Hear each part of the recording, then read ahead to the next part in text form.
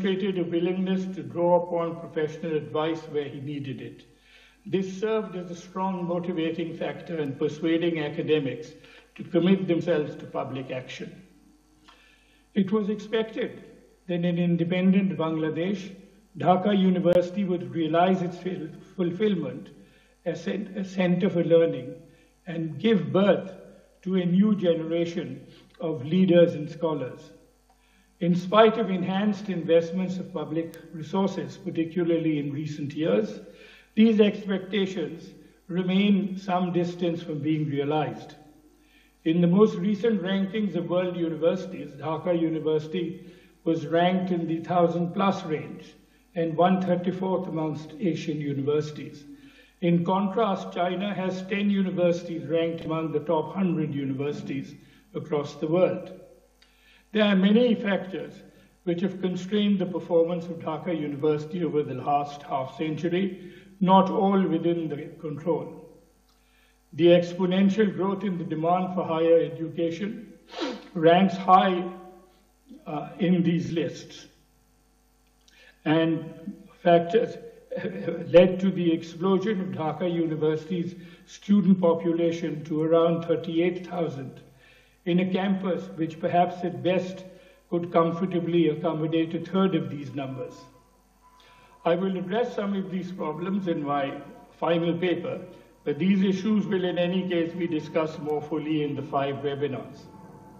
I will prefer to use this important occasion to focus on the challenges ahead, which need to be addressed with creativity and imagination if we are to aspire to transform Dhaka University into a world-class institution which will serve as a vehicle for our journey from a middle income to a developed society.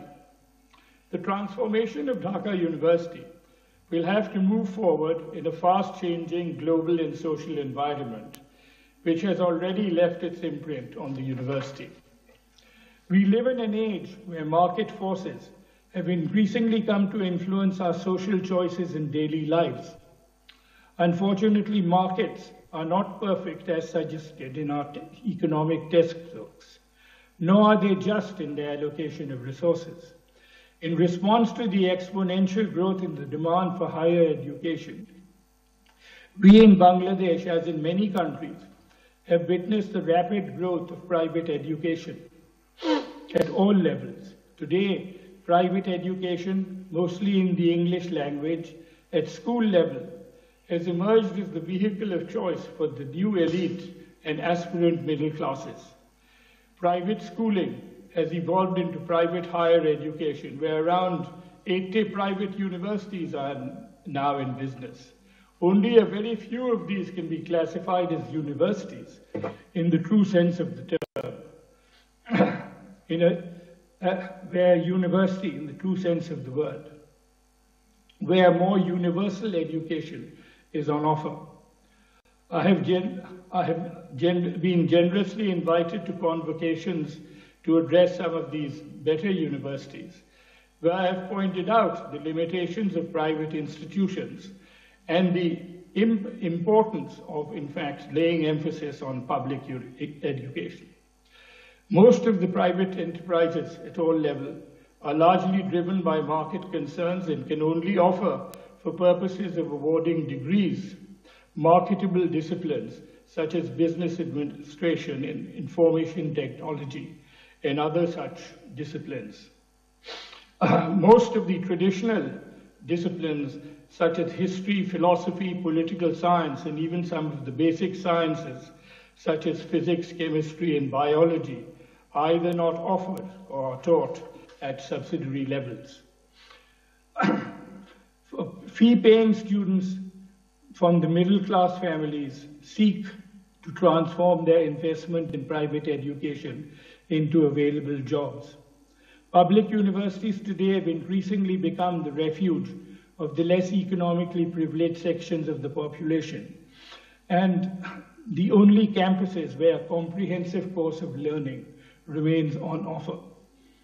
Dhaka University still remains the best university in Bangladesh for these very reasons, and continues to attract the best students, mostly from Bangla medium. even today. It also retains some of the most qualified faculties. But it has not remained immune to market forces.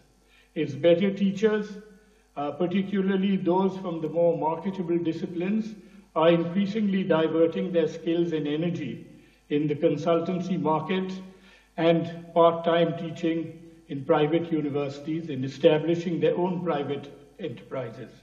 All this is not without cost to the time and attention which can be invested in enhancing the quality of pedagogy and research within the universities. In this new market-driven educational universe, knowledge and learning has itself emerged as one of the primary driving forces in the escalation in economic inequality and social disparities. The dangers of these disparities infecting our political process and becoming self-perpetuating cannot be underestimated. Let me move on to provide what I see as a vision for Dhaka University. If we are to substantively and effectively respond to the challenges presented by a knowledge-driven society, one of our first responses by the state and society in Bangladesh must be the regeneration of public education, where public universities must be invested with a major role. In this endeavor, Dhaka University must be the vehicle of choice to play a vanguard role. The road to a developed society will need to graduate our developmental mission from the realization of high growth rates in universal primary education and other important targets associated with SDGs towards enhancing the quality of growth. For this, we need to bring about structural changes both in the economy as well as society, and elevation in the quality of institutions and modes of governance to a world class.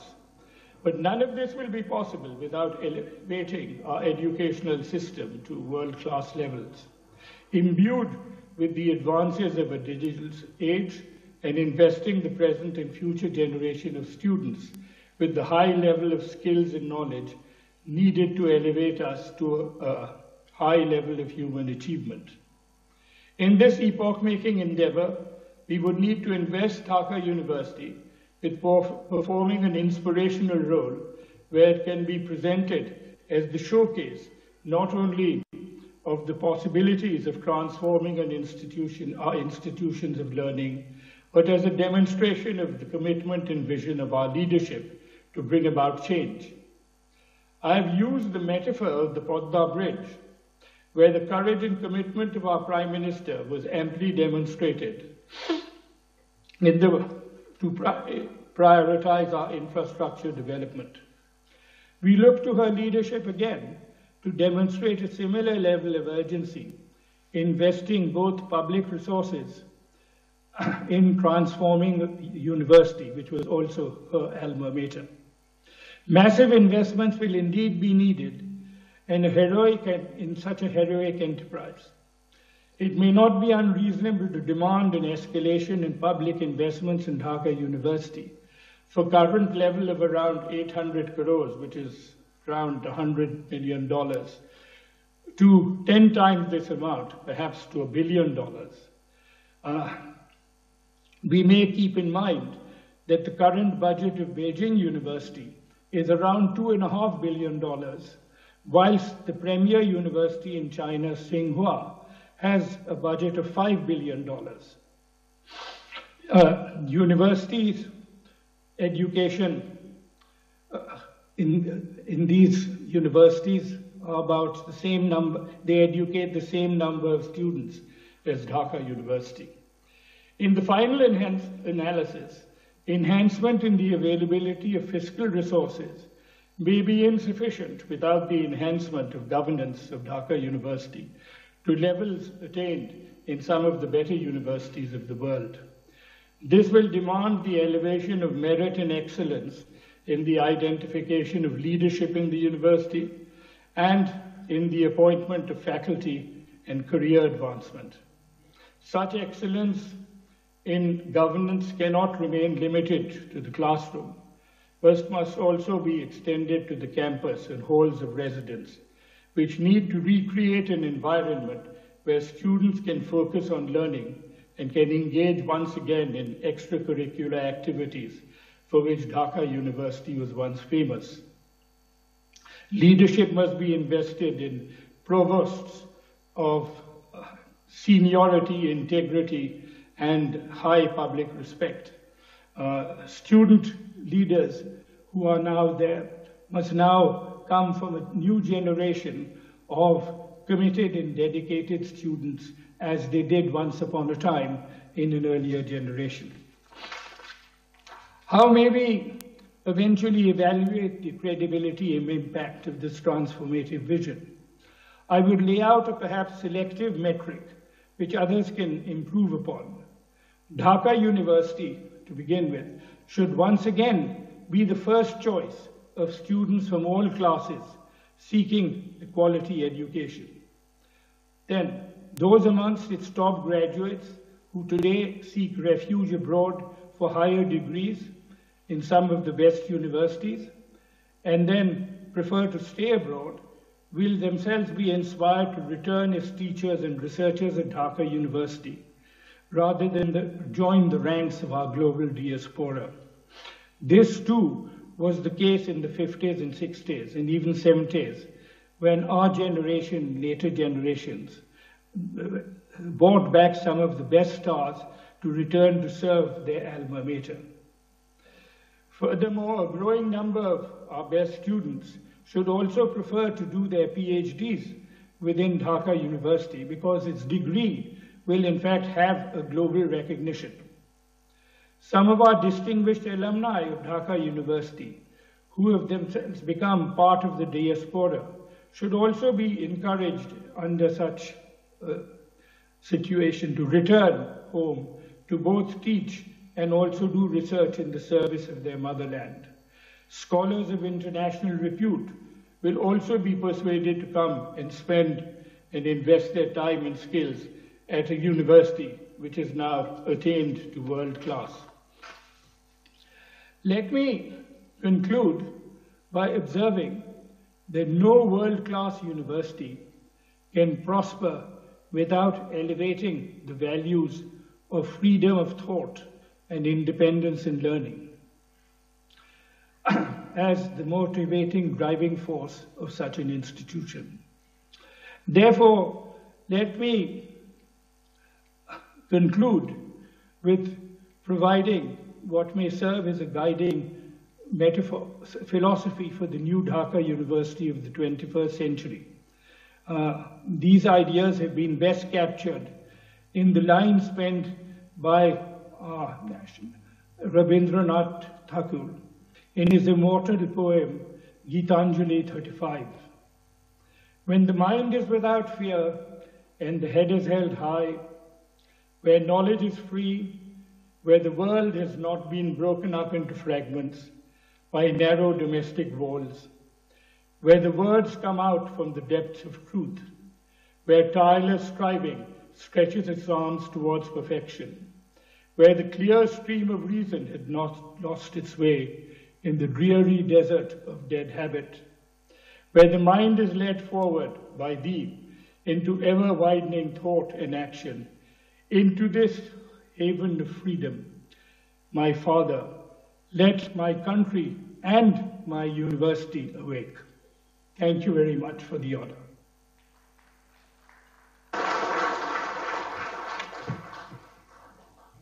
Thank you, sir. I now would like to invite Professor Dr. A.S.M. Maqsood Kamal, Pro Vice Chancellor, Academic, and Member Secretary, Centenary Celebration Coordination Committee, to deliver the vote of thanks.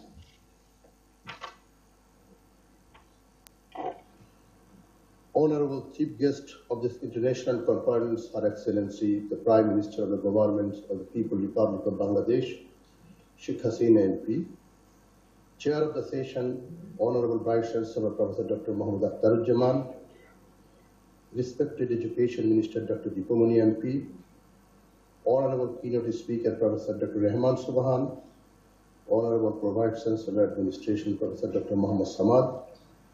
Treasurer Professor Mohammed Ahmed, convener of the International Conference, Professor Dr. Imtiaz Ahmed, esteemed colleagues, distinguished guests, respected alumni from home and abroad, beloved students, dear journalists from print and electronic media, Assalamu alaikum and very good evening.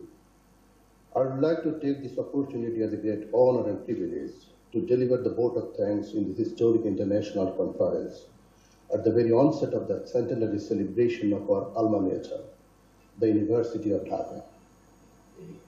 You all are aware that we are at the most auspicious conjunction of three great events: the centennial birth anniversary of the father of the nation, Bangabandhu Sheikh Mujibur Rahman, the greatest Bengali of all time, 100 years of the University of Dhaka and 50 years of our independence. At this historic juncture, I would like to pay special tribute and profound gratitude to the father of the nation, the greatest architect of independent Bangladesh, and the immortal martyrs who sacrificed their lives for the independence of the nation. I, on behalf of the University of Dhaka, extend my deepest thankfulness to the Honorable Chief Guest, the Prime Minister of the Governments of the People's Republic of Bangladesh, Sheikh Hasina MP, for her great presence at the inaugural session of the webinar series entitled Celebrating 100 Years of the University of Dhaka, Reflections from the Alumni, National and International. Her Excellency, your gracious presence at this inaugural event of the centenary celebration will greatly inspire thousands of alumni across the globe and motivate students and faculties to further uphold their alma mater. I would like to take this opportunity to express my heartfelt thanks to Dr. Dipu Mani MP, the Honorable Minister, Ministry of Education, for your kind presence at this event. We also appreciate the continuous and unstinting support from the Ministry of Education extended to our university. I also wish to express my sincere gratitude to Professor Dr. Muhammad Akhtaruzzaman, Honorable Vice Chancellor of this, for his incessant supervision and support to materialize the event and preparing this university to take all challenges to come.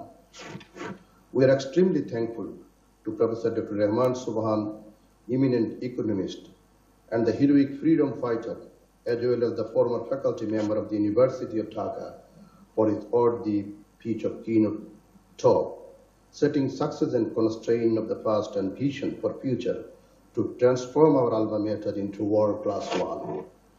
I extend my deep gratitude to Vice Chancellor Administration, Professor Dr. Muhammad Samad, Treasurer Professor Mohammed Ahmed, and convener of the International Conference Organizing Committee, Professor Dr. Imtiaz Ahmed, to make the event a success and memorable experience.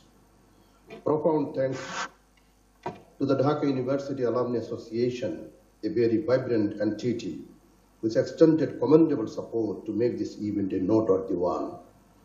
I would like to pay special gratitude to the foreign academics and guests who have joined in this conference and have had any form of collaboration and cooperation with our university. I would like to offer very special thanks to our beloved students who have joined with us, hoping to make your bright future and hence to develop a knowledge society and prosperous Bangladesh, as mentioned in the previous talk. Thanks to our dear colleagues, staffs, and relevant who have provided all our support in the last couple of days in various means to make the event successful. I owe my special gratitude for the members of the print and electronic media for their evincing interest in covering and reporting the event. In addition, I would like to offer thanks to all who come forward to support us to further accelerate the academic excellence of the University of Dhaka, taking up all the challenges of technological revolution and neo-globalization to achieve the Vision 2041 set by the Honorable Prime Minister Sheikh Hasina MP, our chief guest.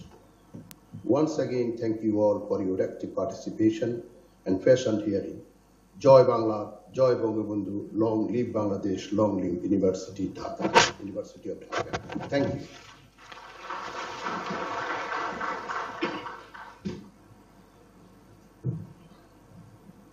I now would like to invite Professor Dr. Muhammad Samad Pro Vice Chancellor Administration, to deliver the citation for Her Excellency Sheikh Hasina, Chief Guest and Honorable Prime Minister of the Government of the People's Republic of Bangladesh.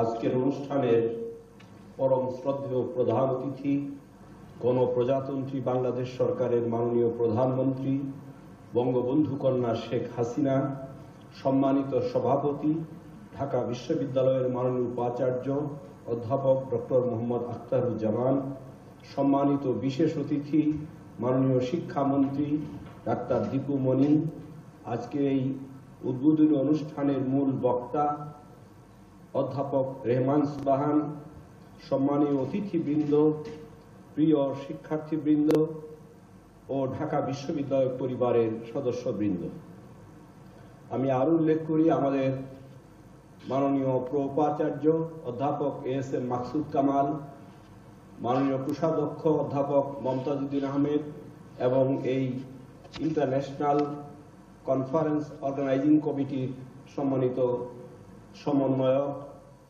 অধ্যাপক ইমতিয়াজ আহমেদ। ঢাকা বিশ্ববিদ্যালয়ের ১০০তম জন্মবর্ষের এই আনন্দের দিনে আমি সবাইকে প্রীতি ও শুভেচ্ছা জানাই।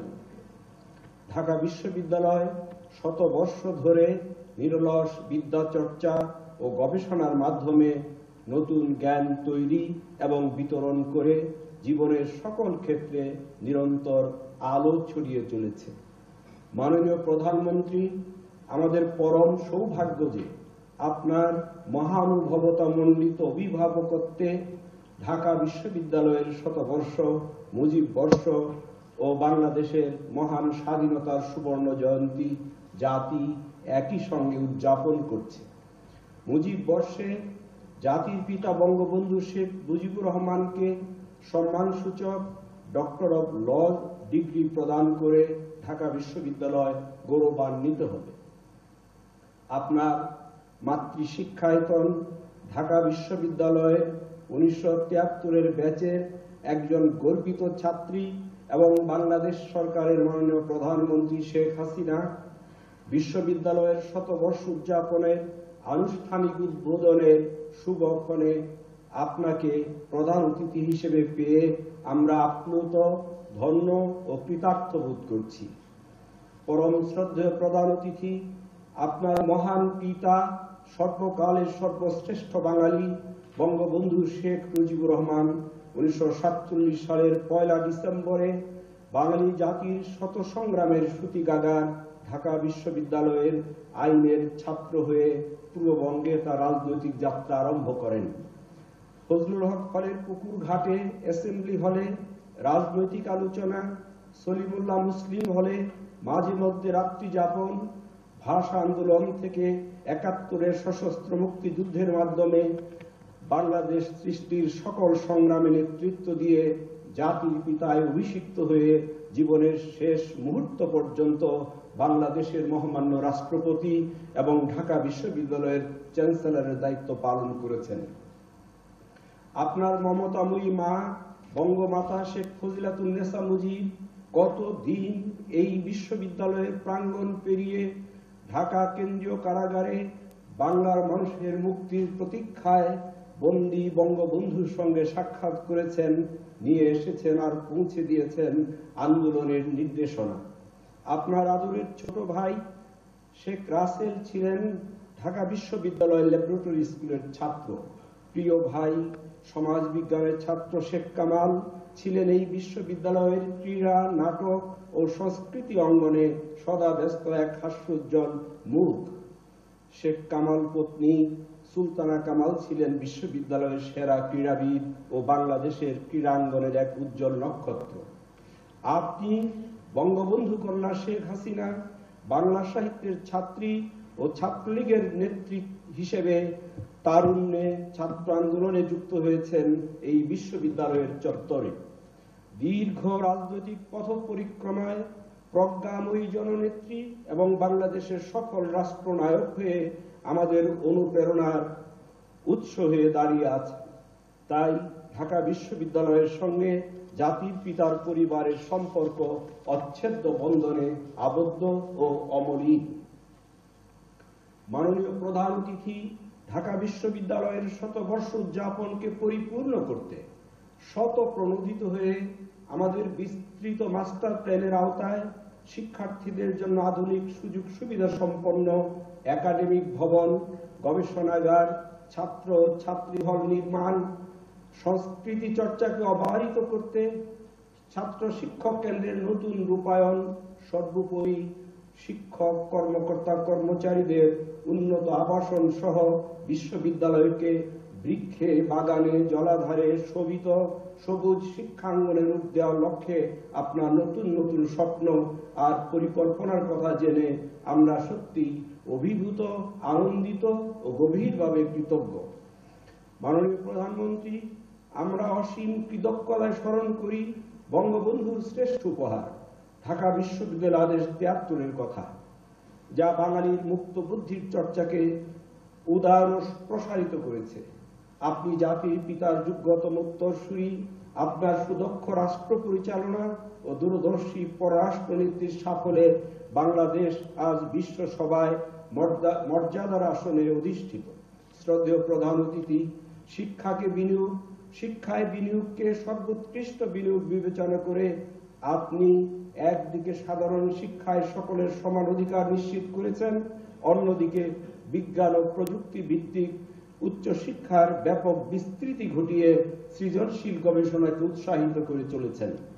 সকল ষড়যন্ত্র মোকাবেলা করে ঘাতকের রক্তচক্ষু মৃত্যুবাণ তুচ্ছ করে আমাদের মহান পিতা ও মহীয়সী মা বঙ্গমাতার অভয়পুষ্ট আপনার সাহসী, প্রজ্ঞাময় ও গতিশীল নেতৃত্বে বাংলাদেশ আজ ধানে, মানে, ধনে, ফুলে ফলে ভরা পৃথিবীর এক নতুন বিস্ময়।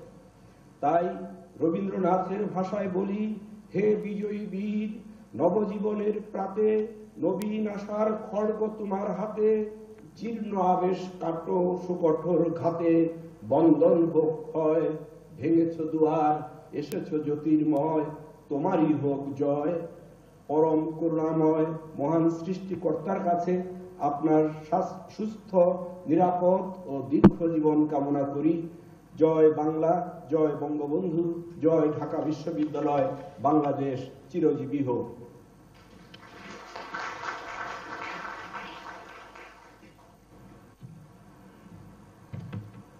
I now have the honor to invite our special guest, Dr. Deepu Moni, MP, Minister of Education, Government of the People's Republic of Bangladesh, to deliver her speech.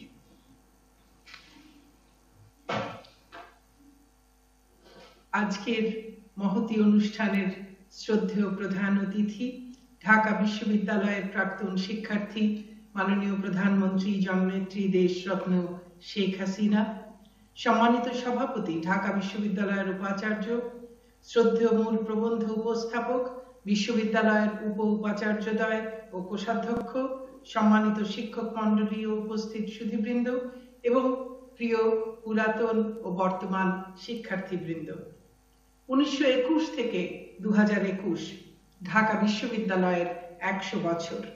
এই শতবর্ষী বিশ্ববিদ্যালয়টি বাঙালি জাতির শিক্ষা, সংস্কৃতি, ইতিহাস, ঐতিহ্য, গবেষণা, উদ্ভাবন, মুক্তবুদ্ধি চর্চা, প্রগতিশীল ভাবনা, জাতি গঠন ও দেশাত্মবোধক চেতনার এক তেজোদ্দীপ্ত আলোকবর্তিকা, বাঙালির সামগ্রিক আশা আকাঙ্ক্ষার শতবর্ষী এক অনন্য বাতিঘর।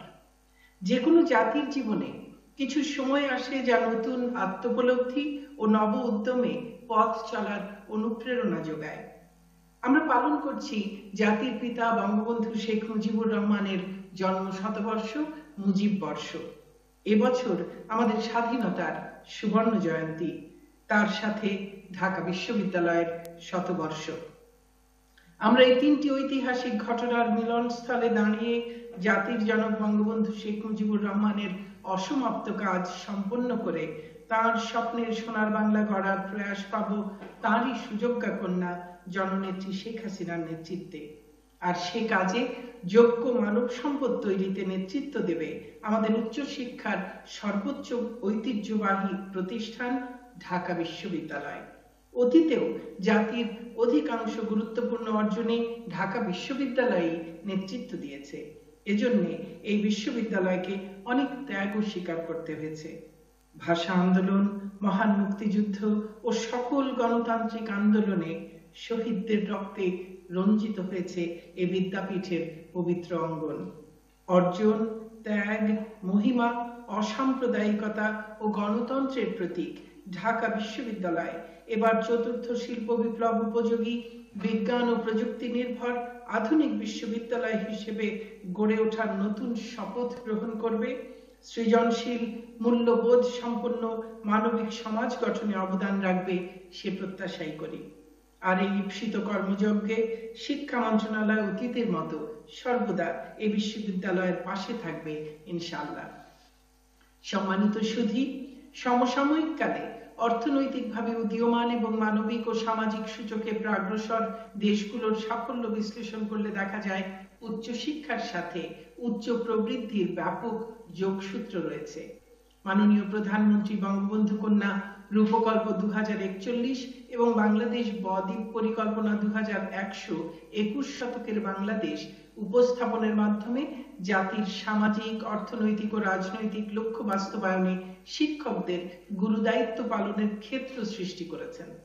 এসব পরিকল্পনা বাস্তবায়নের জন্য প্রয়োজন শিক্ষার বিস্তৃতি ও বৈশ্বিক প্রাসঙ্গিকতার সাথে সর্বোচ্চ যোগাযোগ স্থাপন।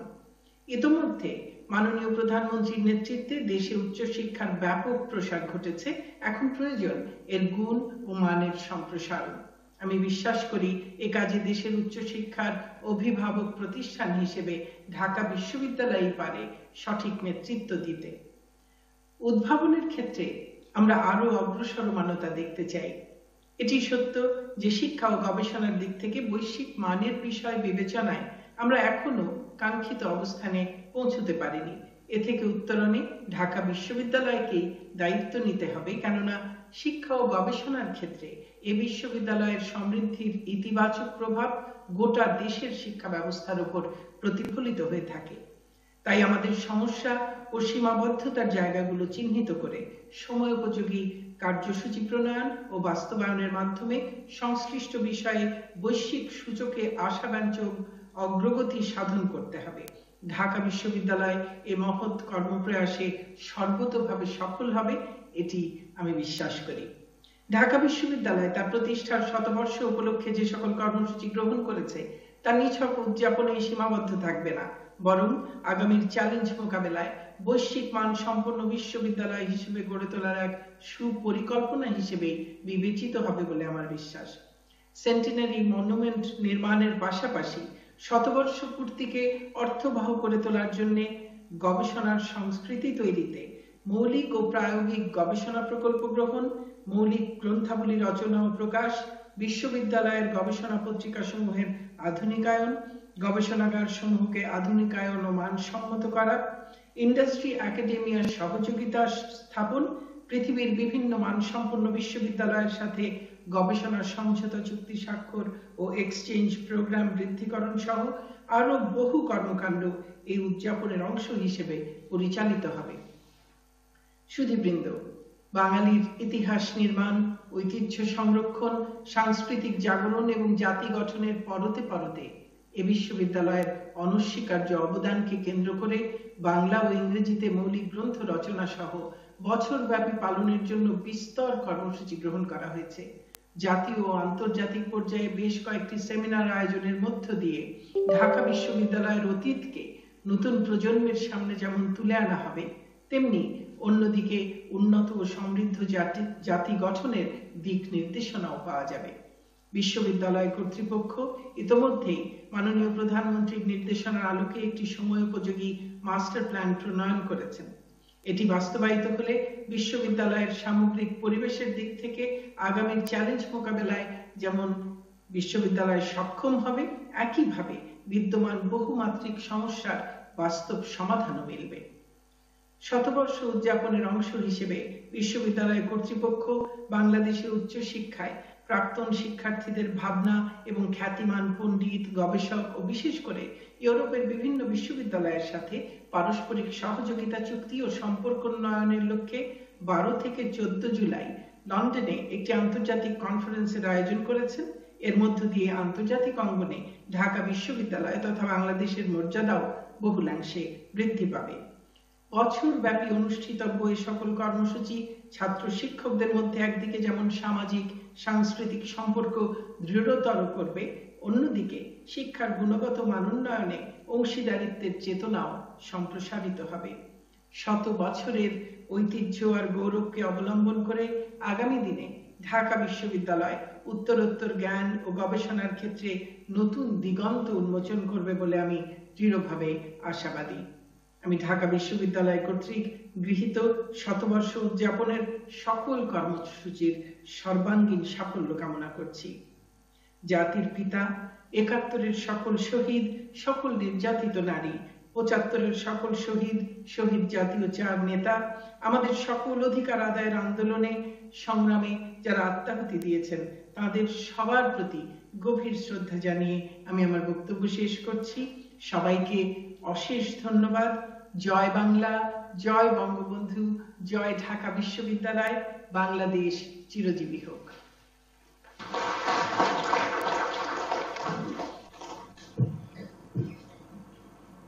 I now have the honor to invite the chair of the International Conference, the Vice Chancellor of the University of Dhaka, Professor Dr. Muhammad Akhtaruzaman, to deliver his speech.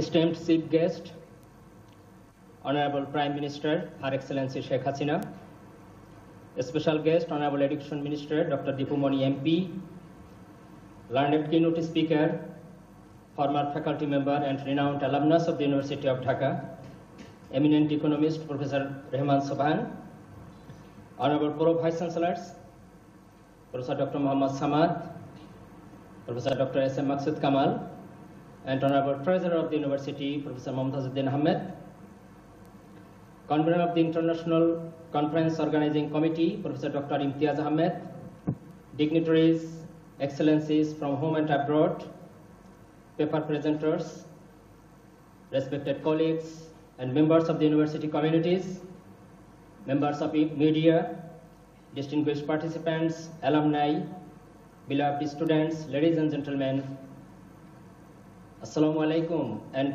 good evening, good morning and good afternoon, wherever you are. Greetings of the Mujib Barsha and Happy New Year 2021.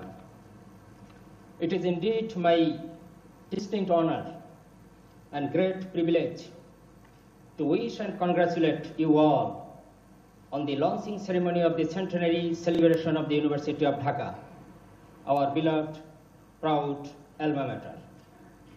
Today's inaugural event of the 6th Thematic International E-Conference is the kick-off program, a series of events and programs to follow in the days to come. However, acceleration of international collaborations and conducting fundamental research are our prime focus, since we deem those as the most pivotal dynamics for 4th Industrial Revolution and for achieving SDGs 2030, as well as the Perspective Plan Vision 2041. Dear participants, it is gratifying to let you know that these international webinars will be having more than 100 research papers on different significant themes from distinguished academic faculties and researchers across the world. Hope the university will publish those in 6 volumes in due time. We have also planned to hold an international conference in London in mid-July 2021. In holding the London conference, Association of Commonwealth Universities, British Council, Dhaka University Alumni UK, and more particularly, Bangladesh High Commission London are expected to be on board. Distinguished conference participants, the University of Dhaka is a university of special eminence that finds hardly any parallel across the globe on several counts. This university, since its birth in 1921, has been working as a powerful epicenter of all social, political, cultural, and democratic movements of the region. The great campus is a vibrant hub for cultivation, nourishment, and dissemination of secular and humanitarian values. It is the seat of learning that breeds and fosters the hopes and aspirations of the nation.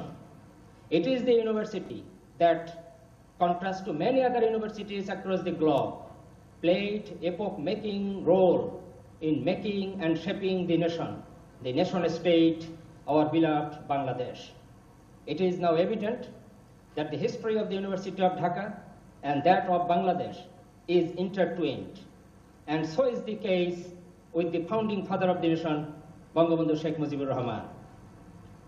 Considering invaluable contributions and achievements, the most distinguished son of the university, the greatest Bengali of all times, the father of the nation, Bangabandhu Sheikh Mujib, planned to honor his alma mater by declaring it National University back in 1975. Today, on this auspicious occasion, may I have the opportunity to request the august child of the father of the nation, who is also a very distinguished alumnus of this university, Honorable Prime Minister, Her Excellency Sheikh Hasina, to please expand gracious blessings and special support to turn the university as one of the leading universities in the world. Esteemed chief guest, Honorable Prime Minister, we are grateful to your honor for being with us to inaugurate the centenary celebration event of your beloved alma mater. Very, very special congratulations to you, sir. Learned participants, dear alumni, ladies and gentlemen, thank you indeed for your participation, and we look forward to receiving your kind cooperation in all of our future endeavors to make our beloved university great across the world. I should not prolong my speech. We are, of course, eagerly waiting to listen to the chief guest, Honorable Prime Minister, the distinguished alumnus of the historic University of Dhaka, Her Excellency Sheikh Hasina. Thank you all. Jai Bangla, Jai Bangabandhu, Dhaka Vishwavidyalaya Chirojeevi Hok, Bangladesh Chirojeevi Hok.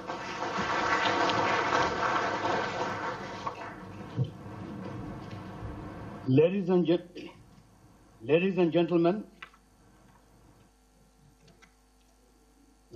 gentlemen, this is the moment we were all waiting for.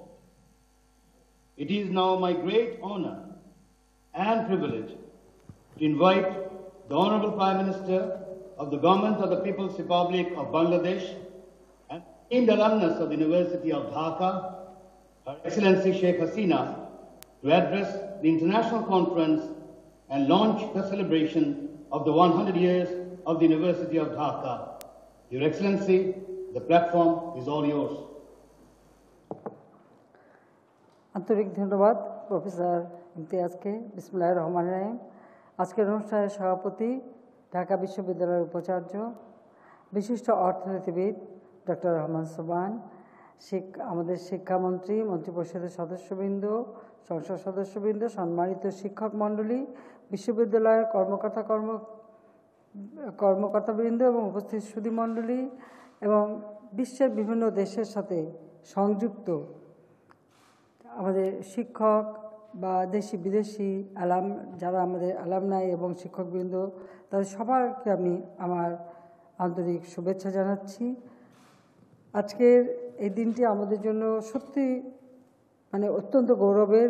বিশেষ করে ঢাকা বিশ্ববিদ্যালয়ের একজন ছাত্রী হিসেবে আজকে বিশ্ববিদ্যালয়ের শতবর্ষ উদযাপন করবার এই অনুষ্ঠান উদ্বোধন করবার সুযোগ করে দিয়েছেন বলে আমি সকলকে আন্তরিক ধন্যবাদ জানাই, কৃতজ্ঞতা জানাই। ঢাকা বিশ্ববিদ্যালয়ের এই শতবর্ষ এমন একটি সময় উদযাপন হচ্ছে যখন আমরা আমাদের মহান নেতা, সর্বকালের সর্বশ্রেষ্ঠ বাঙালি জাতির পিতা বঙ্গবন্ধু শেখ মুজিবুর রহমানের জন্ম শতবার্ষিকী উদযাপন করছি। আবার পাশাপাশি আমরা আমাদের স্বাধীনতা সুবর্ণ জয়ন্তী উদযাপনে পদার্পণ করেছি। 1921 থেকে 2021, আজকে 2021 আমাদের জন্য অত্যন্ত গুরুত্বপূর্ণ একটি সময়। বাংলাদেশ আজ স্বাধীনতার সুবর্ণ জয়ন্তী উদযাপন করছে। আর এই স্বাধীনতা সংগ্রামে যিনি তার জীবনকে উৎসর্গ করেছিলেন, আমাদের মহান নেতা জাতির পিতা বঙ্গবন্ধু শেখ মুজিবুর রহমান, আমি তার প্রতি শ্রদ্ধা জানাই, 30 লক্ষ শহীদের প্রতি শ্রদ্ধা জানাই, জাতির চার নেতার প্রতি শ্রদ্ধা জানাই, নির্যাতিত মা বোনদের প্রতি শ্রদ্ধা জানাই, এবং আমি শ্রদ্ধার সাথে স্মরণ করি ঢাকা বিশ্ববিদ্যালয়ের আমার শিক্ষকবৃন্দ। 1971 সালে পাকিস্তানি হানাদার বাহিনী যখন নিরস্ত্র বাঙালির উপর হামলা চালায়, তারা বেছে নিয়েছিল রাজারবাগ পুলিশ ফাঁড়ি, ঢাকা বিশ্ববিদ্যালয়, পিলখানা এবং 32 নম্বরে জাতির পিতা বঙ্গবন্ধু শেখ মুজিবের বাড়ি। আর এই ঢাকা বিশ্ববিদ্যালয় আমাদের অনেক শিক্ষককে যেমন সেই দিন হত্যা করা হয়েছিল, এবং পরবর্তীতে যখন আমাদের বিজয় সন্নিকটে সেই সময় আমাদের শিক্ষকবৃন্দকে নির্মমভাবে হত্যা করে, সেখানে বিশেষ করে আমার বিভাগের তো অনেকেই, আর তাদেরকে আমি সাহায্য যেমন দেখতে পাইনি। আমি আজকে শ্রদ্ধাভরে সকলকে স্মরণ করছি। ঢাকা বিশ্ববিদ্যালয় এমন একটি প্রতিষ্ঠান যা আমাদের বাঙালি হিসেবে আমাদের অর্জনের, আমি বলবো আমাদের রাজনৈতিক অধিকার, সাংস্কৃতিক অধিকার, মাতৃভাষা কথা বলার অধিকার, আমাদের সামাজিক অধিকার এবং আমাদের স্বাধীনতা অর্জন, এই প্রতিটি সংগ্রামের সূতিকাগারই হচ্ছে ঢাকা বিশ্ববিদ্যালয়। যে এই বিশ্ববিদ্যালয়ের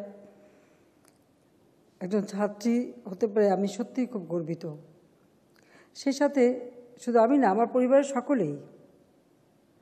আমার ছোট ভাই শেখ কামাল, মুক্তিযোদ্ধা ক্যাপ্টেন শেখ কামাল, সেও ঢাকা বিশ্ববিদ্যালয়ের ছাত্র ছিল। আমার সবথেকে ছোট্ট ভাইটি শেখ রাসেল ঢাকা বিশ্ববিদ্যালয়ের ল্যাবরেটরি স্কুলের ছাত্র ছিল।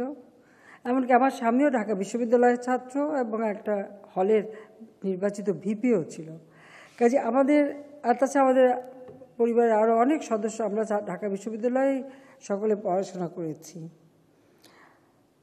ঢাকা বিশ্ববিদ্যালয়ের সঙ্গে পরিচয় যখন আমি আজিমপুর গার্লস স্কুলে পড়ি, সেই 62 সালে শিক্ষা আন্দোলন যখন শুরু, স্কুলের দেয়াল টপকিয়ে পালিয়ে চলে এসেছিলাম ছাত্রী বোনদেরকে নিয়ে মিছিল করতে ঢাকা বিশ্ববিদ্যালয়ে, এবং সেই থেকে রাজপথের প্রতিটি মিছিল মিটিংয়ে অংশগ্রহণ করেছি।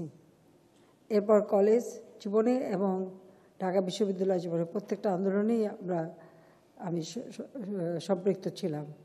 কিন্তু তার আগেও জাতির পিতা যখন পাকিস্তান সৃষ্টি হলো, তিনি ঢাকা বিশ্ববিদ্যালয়ের আইন বিভাগে যখন ছাত্র, সে 48 সাল থেকেই কিন্তু 47 সালে তিনি এসে ঢাকা বিশ্ববিদ্যালয়ে ভর্তি হন। কিন্তু 48 সালেই শুরু হলো ভাষা আন্দোলন, কারণ যখন ঘোষণা দেওয়া হলো উর্দু হবে পাকিস্তানের রাষ্ট্রভাষা, এবং একথা শোনার সাথে সাথে ঢাকা বিশ্ববিদ্যালয়ের ছাত্ররা প্রথম একটা মিছিল করে। এরপর যখন মোহাম্মদ আলী জিন্না ঢাকায় এসে ঘোষণা দেয় যে উর্দুই হবে একমাত্র রাষ্ট্রভাষা, তখন ঢাকা বিশ্ববিদ্যালয়ের ছাত্ররাই সেই কনভোকেশন হলেই তারা না না বলে চিৎকার দিয়ে প্রতিবাদ করেছিল। তার পূর্বে রেসকোর্স ময়দানে যখন জনসভা করে, সেখানেও তিনি এই ঘোষণা দিলে সেটাও প্রতিবাদ করে। এরপর 48 সালে ছাত্রলীগ নামে একটি সংগঠন বঙ্গবন্ধু শেখ মুজিব প্রতিষ্ঠা করেন। তমুদুল মজলিস এবং অন্যান্য সংগঠন নিয়ে ভাষা সংগ্রাম পরিষদ গঠন করা হয়, এবং মার্চ মাস 48 সালের 11ই মার্চ প্রথম রাষ্ট্রভাষা বাংলা মর্যাদা রক্ষার লক্ষণীয় ধর্মঘট ডাকা হয়, এবং সেই দিনই তিনি গ্রেপ্তার হন এবং সাথে আরও অনেক ছাত্র নেতারা।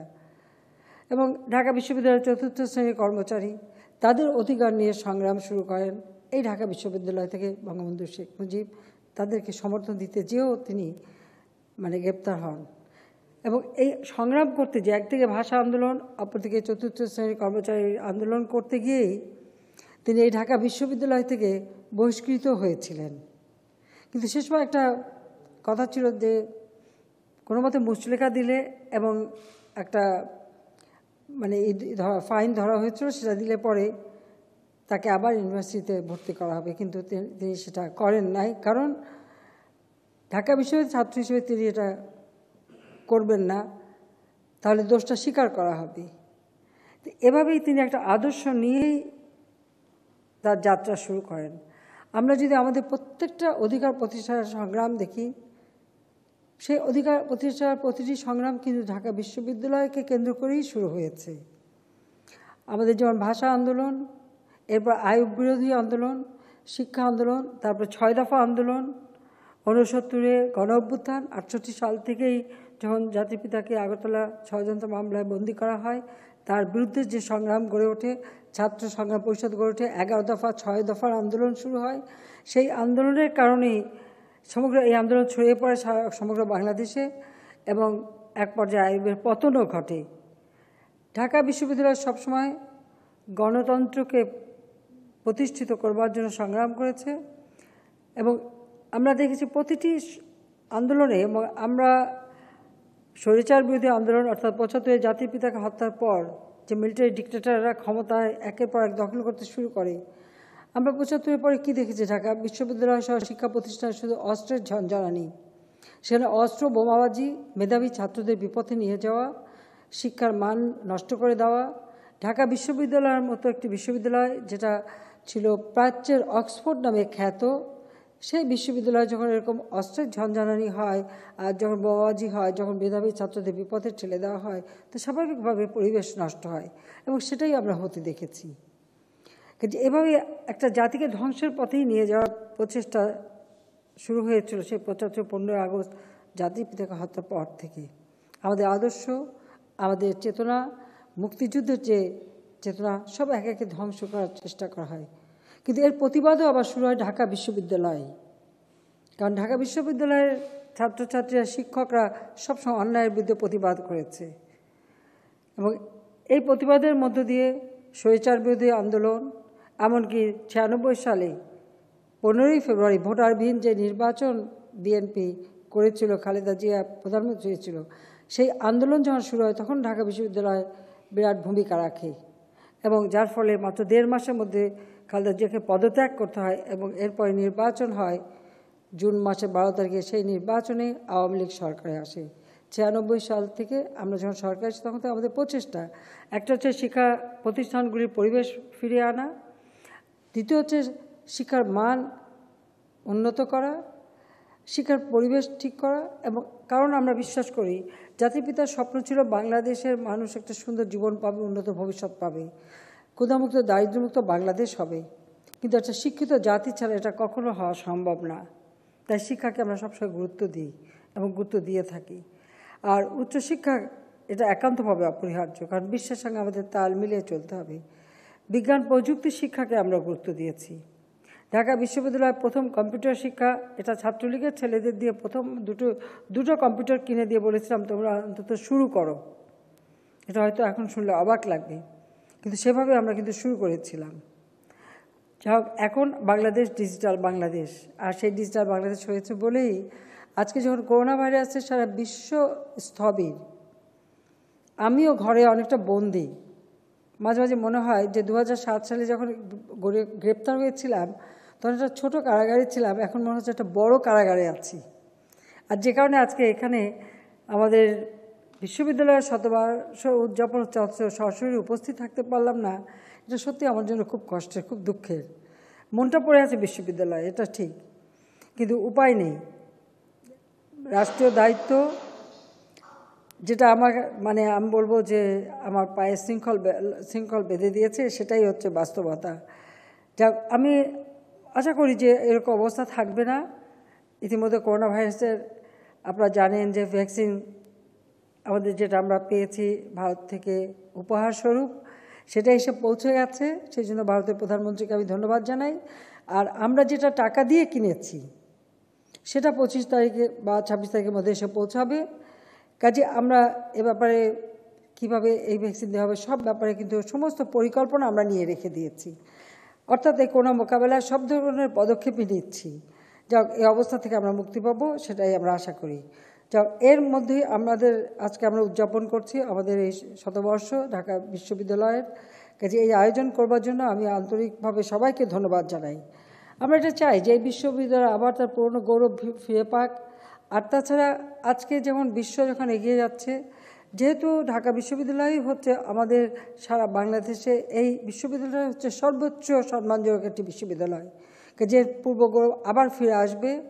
এখানে জ্ঞানের চর্চা হবে, গবেষণা হবে, শিক্ষার প্রসার ঘটবে এবং এই জায়গা থেকেই, অর্থাৎ আমাদের সকল অর্জনের বাতিঘর যেটা ঢাকা বিশ্ববিদ্যালয়, তার সেই আলো ছড়িয়ে পড়বে সারা বাংলাদেশে। কারণ আপনারা জানেন যে আমরা শিক্ষাকে গুরুত্ব দিয়ে যেমন স্কুল প্রতিষ্ঠা করা, পাশাপাশি আমরা কারিগরি ভোকেশনাল শিক্ষাকে যেমন গুরুত্ব দিয়েছি, সেই সাথে প্রতিটি জেলায় কিন্তু আমরা বিশ্ববিদ্যালয় করে দিয়েছি এবং বিভিন্ন ধরনের বিশেষায়িত বিশ্ববিদ্যালয় আমরা তৈরি করে দিচ্ছি। যেটা আমি প্রথম শুরু করেছিলাম 96 সালে বিজ্ঞান ও প্রযুক্তি বিশ্ববিদ্যালয় প্রতিষ্ঠার মাধ্যমে, কারণ বিজ্ঞান শিক্ষার দিকে একটু অনীহা ছিল ছাত্রদের, সেটা থেকে দূর করার জন্য এই বিশ্ববিদ্যালয় এভাবে নামকরণ করে আমরা যাত্রা শুরু করি। আর এখন তো আমরা বহুমুখী বিশ্ববিদ্যালয় করে দিচ্ছি, শিক্ষাকে আমরা বহুমুখী করে দিচ্ছি। কিন্তু আমি চাই যে ঢাকা বিশ্ববিদ্যালয় সব সময় একটা অগ্রণী ভূমিকা পালন করবে, সেটাই আমরা চাই, এটাই আমাদের লক্ষ্য। আমরা আজকে স্বাধীন দেশ হিসাবে আমরা একটা বিশ্বে মর্যাদা ফিরে পাওয়ার জন্য চেষ্টা করে যাচ্ছি। কারণ ৭১ মুক্তিযুদ্ধে বিজয় অর্জন করে যে সম্মান আমরা পেয়েছিলাম, ৭৫ 15ই আগস্ট জাতির পিতাকে হত্যার মধ্যে দিয়ে সেই সম্মান আমরা হারিয়েছিলাম। জাতির পিতা আকাঙ্ক্ষা ছিল এই বাংলাদেশ হবে ক্ষুধামুক্ত, দারিদ্র্যমুক্ত, উন্নত, সমৃদ্ধ বাংলাদেশ, সোনার বাংলাদেশ তিনি গড়তে চেয়েছিলেন। আর সেই লক্ষ্য নিয়ে আমরা কাজ করে যাচ্ছি। আর সেই ক্ষেত্রে আমরা মনে করি যে ঢাকা বিশ্ববিদ্যালয়, যে বিশ্ববিদ্যালয়, এটা শুধু একটা শিক্ষা প্রতিষ্ঠান হিসেবে দেখলে হবে না, এটা একটা প্রতিষ্ঠান বাংলাদেশের, যেটা আমাদেরকে প্রতিটি অর্জনের পথ দেখিয়েছে। কাজেই সেই বিশ্ববিদ্যালয়টা আরও সুন্দরভাবে উন্নত হোক, সেটাই আমরা চাই। আর সেদিকে লক্ষ্য রেখেই আমরা বিভিন্ন কাজ করে যাচ্ছি। কারণ আমাদের আগামী দিনে পথ চলায় বিশ্বের সঙ্গে তাল মিলিয়ে চলার জন্য আমাদের যে দক্ষ মানব শক্তি দরকার, সেই দক্ষ মানব শক্তি গড়তে পারে, এই দক্ষ মানব শক্তি ঢাকা বিশ্ববিদ্যালয় গড়তে পারে বা এখান থেকেই শিক্ষাটা দিতে পারেন বা যাত্রা শুরু করতে পারেন, যাকে অনুসরণ করে সমগ্র বাংলাদেশের প্রতিটি বিশ্ববিদ্যালয় তারাও সেইভাবে কাজ করে আমাদের যে চতুর্থ শিল্প বিপ্লব আসবে বা বিশ্ব যখন এগিয়ে যাবে তার সঙ্গে তাল মিলিয়ে আমরা যেন চলতে পারি, সেভাবেই আমাদের এগিয়ে যাওয়ার ব্যবস্থা নিতে পারে এবং সেটা পারে ঢাকা বিশ্ববিদ্যালয়। কারণ ঢাকা বিশ্ববিদ্যালয় হবে তার কেন্দ্রবিন্দু, সেটাই আমরা চাই। আমরা ঢাকা বিশ্ববিদ্যালয়ের আরও উন্নয়নের জন্য বিভিন্ন কাজ করেছে এবং ঢাকা বিশ্ববিদ্যালয় ইতিমধ্যে একটা কমিটি করেছেন যে এই বিশ্ববিদ্যালয়টাকে একটা মাস্টার প্ল্যান তৈরি করা। এবং যেহেতু এটা অনেক পুরনো একটা বিশ্ববিদ্যালয়, শতবর্ষ আমরা উদযাপন করছি, কিন্তু আধুনিক জ্ঞান বিজ্ঞান প্রযুক্তি সম্পন্ন একটি বিশ্ববিদ্যালয়টা হিসেবে গড়ে উঠুক, সেটাই আমরা চাই। আর তাছাড়া এখানে ছাত্রছাত্রীর সংখ্যাও অনেক বেড়েছে, কাজে তাদেরও যেন একটা শিক্ষার সুন্দর পরিবেশ গড়ে ওঠে, অন্তত এটুকু দাবি করতে পারি যে আমরা সরকার গঠন করার পর থেকে আমাদের প্রচেষ্টায় এখন আর প্রতি রাত্রে অস্ত্রের ঝনঝনানিও শোনা যায় না, গোলাগুলিও শোনা যায় না, বোমাবাজিও শোনা যায় না। অবশ্য বলা যায় না আজকেই কথা বললাম কেউ আবার টাস করে একটা ফোটাতে পারে, এটা অবশ্য আমাদের দেশে হয়ে থাকে। তো সেটা কিছু না, ওগুলি নিয়ন্ত্রণ করবার মতো দক্ষতা যথেষ্ট আছে এবং মানুষের মাঝে সচেতনতা আছে, সেটাই বড় কথা। যেটা শিক্ষার পরিবেশ ফিরিয়ে আনা, যেটা আমরা আনতে পেরেছি। এখন আমাদের শিক্ষকদের দায়িত্ব যে ছাত্রদের শিক্ষাটা যেমন দেওয়া, আবার ছাত্রদের দায়িত্ব শিক্ষা গ্রহণ করা। কারণ শিক্ষিত জাতি ছাড়া কখনো একটি জাতি এগোতে পারবে না, বিশ্বে মাথা উঁচু করে দাঁড়াতে পারবে না। কাজে সেদিকে সকলেই সেভাবে কাজ করবেন, সেটাই আমরা চাই। আমরা আমাদের সরকারের পক্ষ থেকে আমি এটুকু বলতে পারি যে আমার পক্ষ থেকে ঢাকা বিশ্ববিদ্যালয় সব ধরনের সহযোগিতা আপনারা পাবেন, এটুকু আমি অন্তত একজন অ্যালামনি হিসেবেও বলতে পারি। কারণ এটা আমাদের গর্বের বিষয়। আমরা চাই যে আমাদের দেশ আরও এগিয়ে যাবে। জাতির পিতা এই স্বাধীনতা দিয়ে গেছেন, স্বাধীনতাকে সমুন্নত রাখা, মুক্তিযুদ্ধের চেতনায় বাংলাদেশকে গড়ে তোলা এবং বিশ্বে বাঙালি জাতিকে একটা মর্যাদার আসনে অধিষ্ঠিত করা, সেটাই আমাদের লক্ষ্য। তাহলে এই বাংলাদেশ আজকে যেভাবে আমরা যাচ্ছি, এখন একটা করোনা ভাইরাস একটা বাধা আমাদের দিয়েছে, এটা ঠিক, কিন্তু এ বাধা অতিক্রম করে আমাদের এগিয়ে যেতে হবে। কিন্তু এর জন্য প্রয়োজন গবেষণা করা। গবেষণা ছাড়া কিন্তু কোনো অর্জন সম্ভব না। 96 সালে সরকার এসে দেখেছিলাম সরকারের পক্ষ থেকে গবেষণায় কোনো অর্থ বরাদ্দ ছিল না। বিশ্ববিদ্যালয়গুলি তাদের নিজেদের মতো করে বা প্রতিষ্ঠানগুলি নিজেদের মতো যেটুকু পেত মানে আর্থিক সহযোগিতা দিয়েই মানে চলতো, কিন্তু ঠিক গবেষণার জন্য যে আলাদাভাবে একটা সুযোগ সৃষ্টি করা সেটা কিন্তু করা হতো না। আমি প্রথম শুরু করলাম গবেষণায় আলাদাভাবে অর্থ বরাদ্দ দিয়ে এই গবেষণাকে গুরুত্ব দিতে। আর যার ফসল আজকে বাংলাদেশ পাচ্ছে, আজকে বাংলাদেশ খাদ্যে স্বয়ংসম্পূর্ণতা অর্জন করছে, আজকে বাংলাদেশ প্রতিটি ক্ষেত্রে যে এগিয়ে যাচ্ছে, এই সব কিছুই, এমনকি আমরা এই যে ডিজিটাল বাংলাদেশ গড়ে তুলেছি, এই সব কিছু কিন্তু গবেষণার ফসল। কাজে এই গবেষণাটা সবসময় গুরুত্ব দিতে হবে। সেটাই আমি অনুরোধ করব যে আপনারা গবেষণাকেই গুরুত্ব দিবেন। আমরা সেটাই চাই। জাতির পিতা ঠিক আপনারা জানেন যে 15ই আগস্টেই তার ঢাকা বিশ্ববিদ্যালয়ে আসার কথা ছিল, কিন্তু 15ই আগস্ট তাকে নির্মমভাবে ঘাতকের বুলেটে আমাদের মাঝ থেকে কেড়ে নিয়ে গেল। তিনি আর আসতে পারেননি। তিনি ঢাকা বিশ্ববিদ্যালয় থেকে তাকে বহিষ্কার করা হয়েছিল, কিন্তু পরবর্তীতে এই ঢাকা বিশ্ববিদ্যালয় তার সেই বহিষ্কার আদেশ প্রত্যাহার করে। সেজন্য ঢাকা বিশ্ববিদ্যালয়কে আমি আন্তরিক ধন্যবাদ জানাই, কৃতজ্ঞতা জানাই যে তার উপর থেকে, যদিও তিনি নেই, কিন্তু তারপরেও তাকে যে বহিষ্কার করা হয়েছিল সেটা প্রত্যাহার করা হয়েছিল ঢাকা বিশ্ববিদ্যালয়ে। কাজে সেজন্য সবাইকে আমার ধন্যবাদ আমি জানাচ্ছি। আমার একটাই আকাঙ্ক্ষা যে বিশ্বের সাথে তাল মিলিয়ে চলবার যে মানব সম্পদ গড়ে তোলা, ঢাকা বিশ্ববিদ্যালয় থেকেই সেটা শুরু হবে এবং সেই সাথে আমাদের সারা বাংলাদেশে যত বিশ্ববিদ্যালয় আমরা করে যাচ্ছি তারাও সেটা অনুসরণ করবে এবং সেভাবে আমরা আমাদের দেশকে এগিয়ে নিয়ে যাব। মানুষ চিরদিন বাঁচে না, চিরদিন থাকে না, হয়তো আমি থাকবো না, কিন্তু এই বাংলাদেশটা ভবিষ্যতে কিভাবে চলবে তার পরিকল্পনাটা যতটুকু সব একটা অন্তত একটা কাঠামো দিয়ে যাচ্ছি। কারণ আমি কখনো অ্যাডহক বেসিসে কাজ করি না। আমি এই দেশটা আমার বাবা স্বাধীন করে দিয়ে গেছেন। এদেশের মানুষকে তিনি সব থেকে বেশি ভালোবেসেছেন। কাজে সেই মানুষগুলির ভাগ্য পরিবর্তন করাটাই আমার একমাত্র লক্ষ্য। সেই কারণেই পিতা মাতা ভাই সব হারিয়ে সেই শোক ব্যথা বুকে নিয়েও আমার একটাই শক্তি যে এই দেশটাকে জাতির পিতা যে আকাঙ্ক্ষা নিয়ে স্বাধীন করেছিলেন তার সেই অসমাপ্ত কাজটা সম্পন্ন করা, তার সেই আকাঙ্ক্ষাটা পূরণ করা। তার জন্য যত বাধা যত কষ্ট যাই আসুক না সেগুলি আমি অতিক্রম করতে সবসময় সচেষ্ট এবং আমার একটা বিশ্বাস যে দেশের মানুষও সেটা উপলব্ধি করতে পারে। আজকে আওয়ামী লীগ একটা দীর্ঘ সময় প্রায় এক যুগ ক্ষমতা আছে বলেই আজ আমরা অন্তত এটুকু বলতে পারি আমাদের বাজেটের একেবারে 98% আমরা আমাদের নিজস্ব অর্থায়নে আমরা বাজেট প্রণয়ন করতে সক্ষমতা অর্জন করেছি। আমরা করতে পারি, সেটা আমরা দেখিয়েছি। আমি ডক্টর রহমান সোবহানকে আন্তরিক ধন্যবাদ জানাচ্ছি। পদ্মা সেতুর কথা আপনি উল্লেখ করেছেন। আমি মনে করি যে এই একটা সিদ্ধান্ত সাহস করে নিয়েছিলাম যা বাংলাদেশের অবস্থানটা ভাবমূর্তি সারা বিশ্বে বিরাট পরিবর্তন হয়েছে। একসময় এই মানসিকতা ছিল যে বাংলাদেশটা শুধু অন্যের কাছে হাত পেতেই চলতে হবে, আমরা নিজেরা কিছুই যেন করতে পারবো না, সবসময় অন্যের মুখোমুখি হয়ে থাকতে হবে, কারো কাছে সহযোগিতা নিয়ে চলতে হবে। কিন্তু আমি জানি না এই সাহসটা আমি কোথা থেকে পেয়েছিলাম আমার বাবার কাছ থেকে। আর রবীন্দ্রনাথের যে কবিতাটা আপনি উদ্ধৃতি দিলেন যে চিত্ত যেথা ভয় শূন্য, মানে কি বলা দুঃখ, চিত্ত যেথা ভয় শূন্য উচ্চ যেথা শির, ঠিক এই কথাটা আমি সবসময় মনে রেখেছি।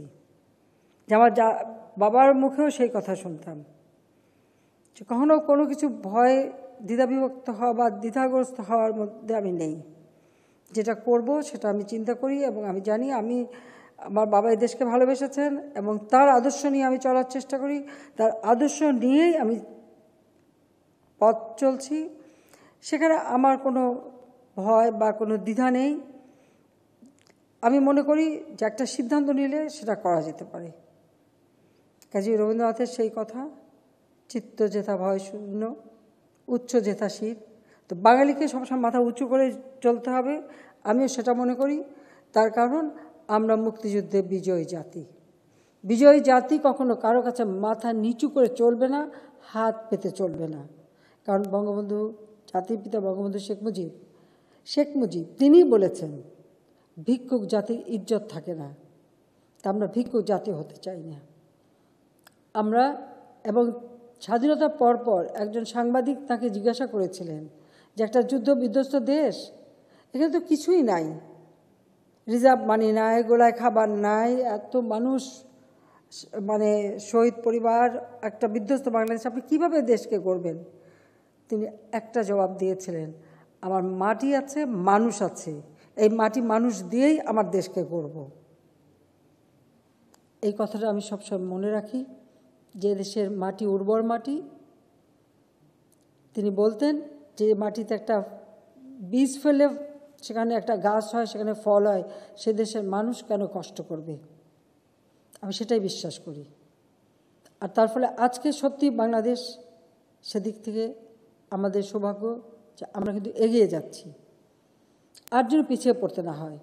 আর পদ্মা সেতু সেই দিন অনেক ঝড় ঝাপটা, অনেক অপমান, অনেক কিছু, শুধু আমাকে না, আমার ছোটো বোন রেহানা সহ আমাদের অনেকে এটা সহ্য করতে হয়েছে। কিন্তু আমরা কখনো মাথা নত করিনি, আর সততার প্রশ্নে কারো কাছে আত্মসমর্পণ করিনি। কারণ সততাই হচ্ছে একমাত্র শক্তি আমাদের। এই সততা নিয়েই চলেছি, বাবার কাছে সেই শিক্ষাই পেয়েছি। আর সেই জন্য আত্মবিশ্বাস হচ্ছিল, সেজন্য বলেছিলাম নিজের অর্থায়নে করব। আর আজকে আমাদের দক্ষিণ বাংলার সঙ্গে আমরা সংযুক্ত হতে পেরেছি। তা আমি ডক্টর রহমান সোবহানকে বলবো আপনি দোয়া করবেন।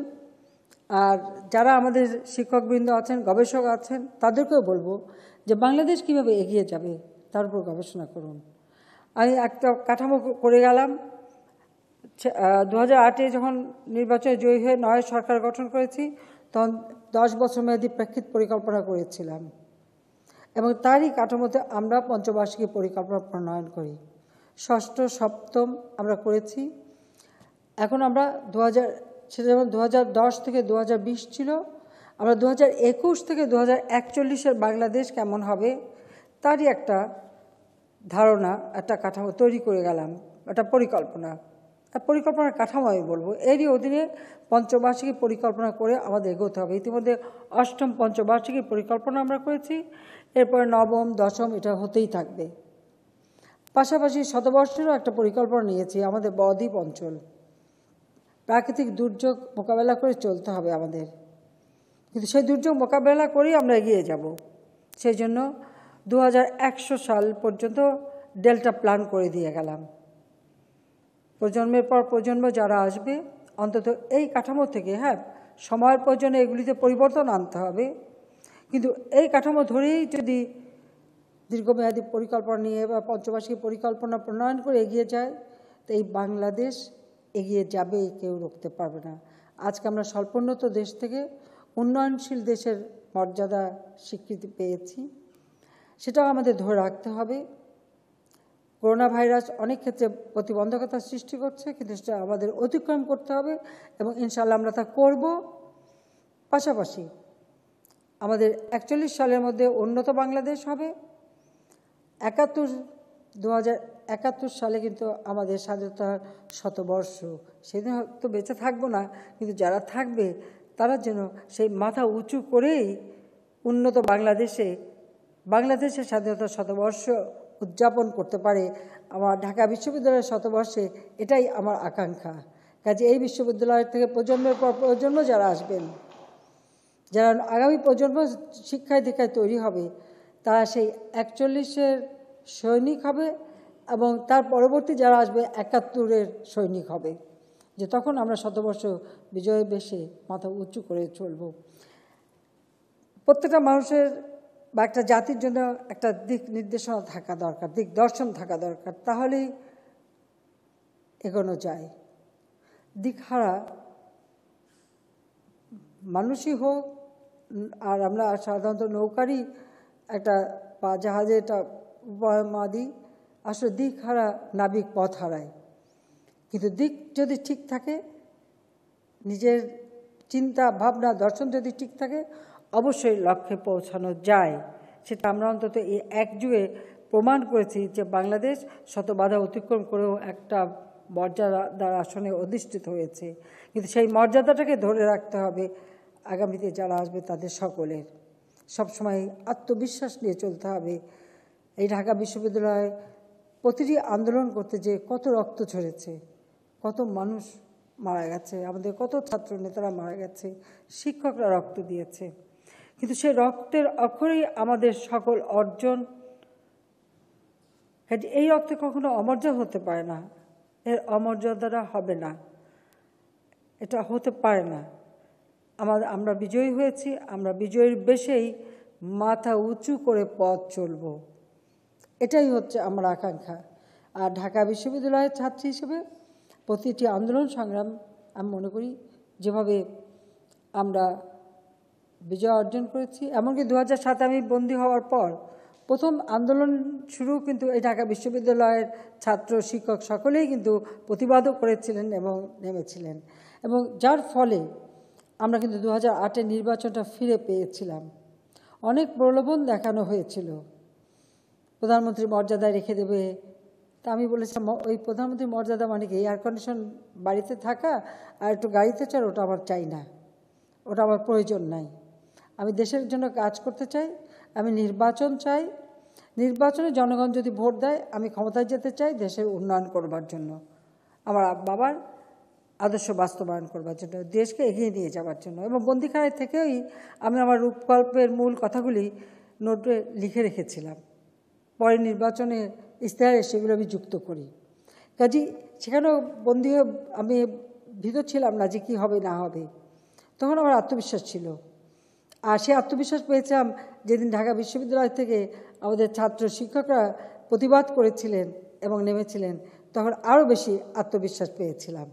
কাজে আমি সেই জন্য ঢাকা বিশ্ববিদ্যালয়ের কাছে সবসময় কৃতজ্ঞ এবং সবাইকে আমার ধন্যবাদ জানাচ্ছি। কাজে বাঙালির প্রতিটি ইতিহাসের সাথে এই বিশ্ববিদ্যালয়ের স্মৃতি বিজড়িত। দীর্ঘ সময় আমাকে বক্তব্য দেওয়ার সুযোগ করে দিয়েছেন, ধৈর্য ধরে বক্তব্য শুনেছেন, সেই জন্য সবাইকে আমার আন্তরিক ধন্যবাদ জানিয়ে আমি আজকের শতবর্ষ উদযাপনে যত কর্মসূচি গ্রহণ করা হয়েছে এই সকল কর্মসূচির সফলতা কামনা করে আমি আজকের আন্তর্জাতিক সেমিনারের শুভ উদ্বোধন ঘোষণা করছি। আপনাদের সবাইকে ধন্যবাদ। জয় বাংলা, জয় বঙ্গবন্ধু, জয় হোক ঢাকা বিশ্ববিদ্যালয়। ঢাকা বিশ্ববিদ্যালয় চিরজীবী হোক, বাংলাদেশ চিরজীবী হোক।